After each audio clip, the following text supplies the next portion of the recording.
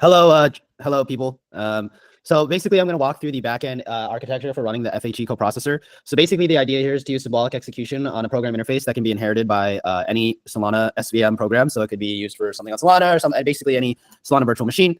As you can see right here, here's basically a published example of the library that we have, which is essentially adding these functions, these instructions that can be called by importing this program into your Solana program, and then it'll do a CPI invocation, basically calling these instructions to essentially create the ciphertext object that you see right here.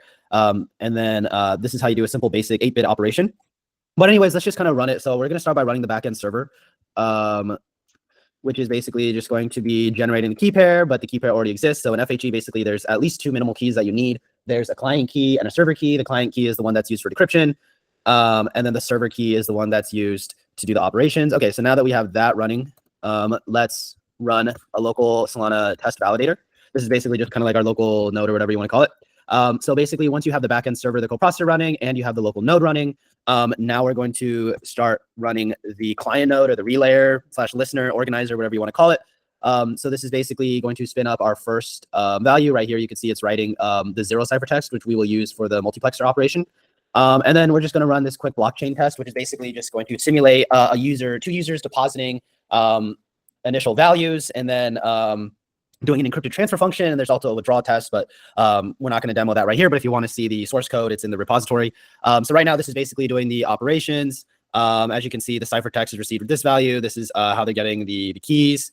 It's now basically fetching all the values, and the operations are handling right now. And in terms of the on-chain, once like you're actually seeing on the Solana program, all 3 tests have passed. Right now, the symbolic execution is currently being executed in the server. But yeah, so basically, as this pertains to our demo use case of the order book, basically, like for the sake of making everything as fast as possible, only these backend instructions are actually, this is what's technically done on chain, although there's much faster ways to do this if necessary. This is just an example. But yeah. All our code for this is open source, so we use pretty established encryption libraries, Solana libraries as well. So you can go and run through all this. We explain some of the architecture right here for the server, for the FHE server, and we also included as a submodule our flagship project, the encrypted order book, Shadowbook. And so basically that uses you could run it yourself, and also you can run it with curl commands. We have curl commands that we run right here. And basically, we also created an ELIZA plugin that's meant to make it so that you can use an AI model to do order matching. We have our landing page, and then in here we have our core of the meat of the actual part that's running the FHE order matching right here. Inside specifically the orders Rust file is the main one you would want to look at there. But yeah, it's all open source, so we documented it in our READMEs, and that's all good if you want to contribute or make any suggestions or look at the code.